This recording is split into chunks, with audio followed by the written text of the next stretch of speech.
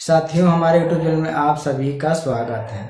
दोस्तों, यूपी का जो उपचुनाव है काफ़ी तेजी से जो है उसका प्रचार हो रहा है कि यूपी में उपचुनाव चालू हो गया। कौन कौन पार्टियां चुनाव लड़ेंगी, कौन कौन पार्टियां चुनाव नहीं लड़ेंगी। दोस्तों, तो सभी की जो है नज़र जो है यूपी के उपचुनाव पे लगी हुई है कि जो है कि यूपी में जो है बहुजन समाज पार्टी का जो है इस बार जो है लोग 2024 का लोकसभा चुनाव जो हुआ है, बीएसपी का उसमें एक भी सीट नहीं आया। तो क्या उपचुनाव में जो है बीएसपी की कोई सीट आ सकती है?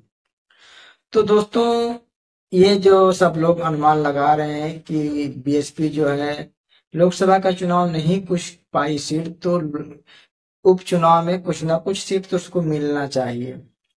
तो दोस्तों, बीएसपी जो है अपने अकेले दम पे चुनाव लड़ेगी यूपी में उपचुनाव, और महाराष्ट्र में और झारखंड में जो कि विधानसभा वाला जो चुनाव है बीएसपी अपना अकेले लड़ेगी।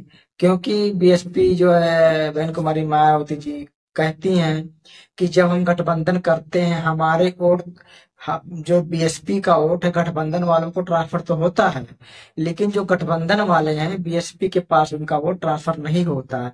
तो इसलिए बहन कुमारी मायावती जी चुनाव अकेले लड़ने की तैयारी कर रखी है। दोस्तों, तो बहुजन समाज पार्टी जो है एक ऐसी अकेली पार्टी है कि जो बहुजन समाज को जोड़ने का काम करती है। दोस्तों, और जो है अगर दलित समाज बहन कुमारी मायावती को दरकिनार करता है तो उसे जो है उसका खामियाजा जो है भुगतना पड़ता है।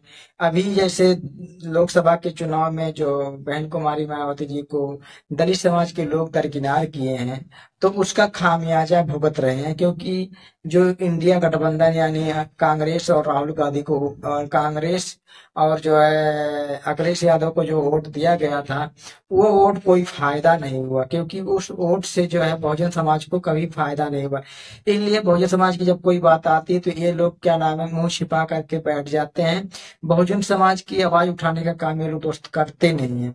इसलिए जो है इसका जो है सीधा सीधा हिसाब है कि क्या नाम है, हम तुम्हारे से वोट तो ले लेंगे लेकिन तुम्हारा हम पक्ष नहीं करेंगे। दोस्तों, इसी तरीके से बहुजन समाज दलित समाज के लोगों को गुमराह किया गया जो ये चुनाव गया है लोकसभा वाला।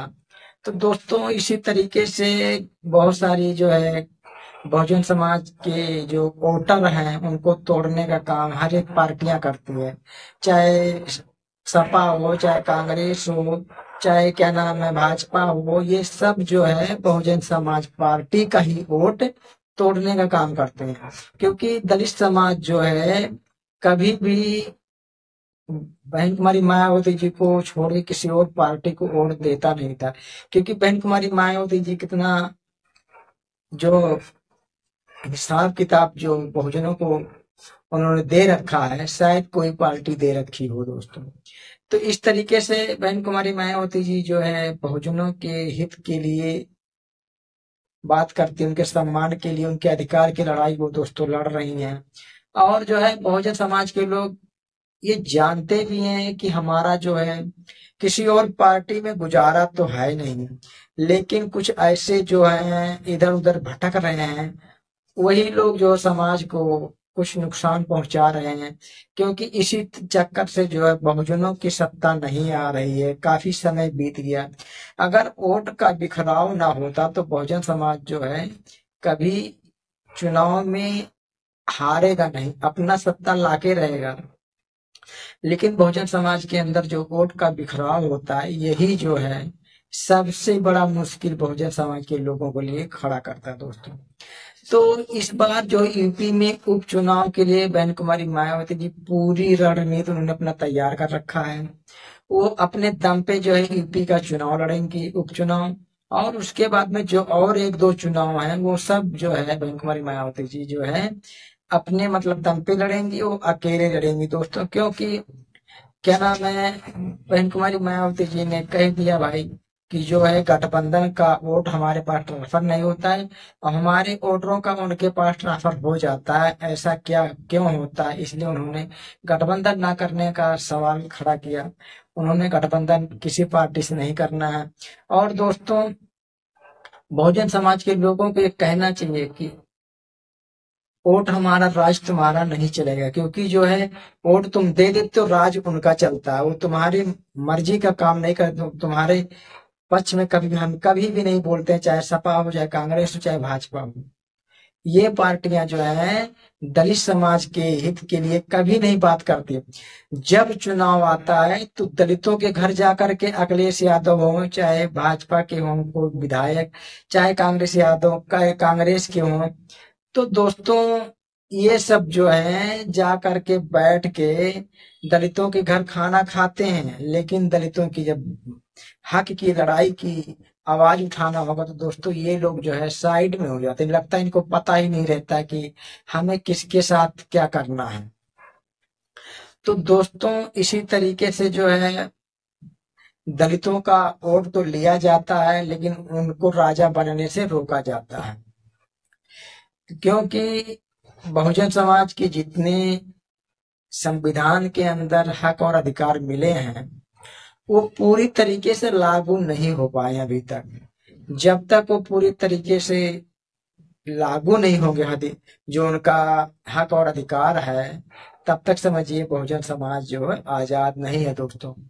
लेकिन क्या करोगे, जब बहुजन समाज के लोग ही बट जा रहे हैं, बिखर जा रहे हैं, तो बहुजन कैसे एकजुट हो जाएगा? बहुजन कैसे अपना सत्ता ला सकता, अपना शासन सत्ता कैसे ला सकता?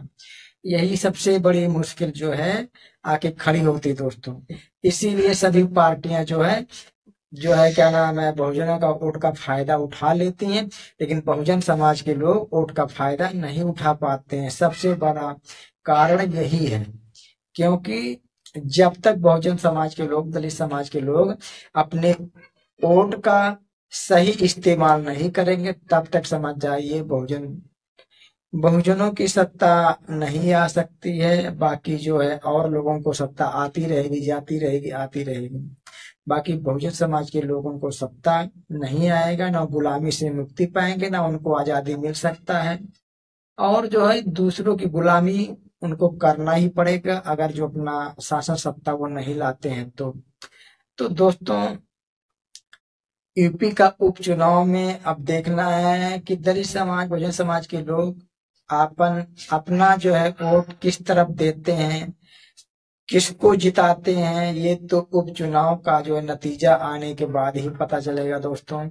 हमारे वीडियो देखने के लिए धन्यवाद। और ये चैनल जो बहुजनों के सम्मान और अधिकार के लिए बनाएगा, उनकी आवाज हमेशा उठाता रहेगा दोस्तों। जय भीम, नमो बुद्धाय।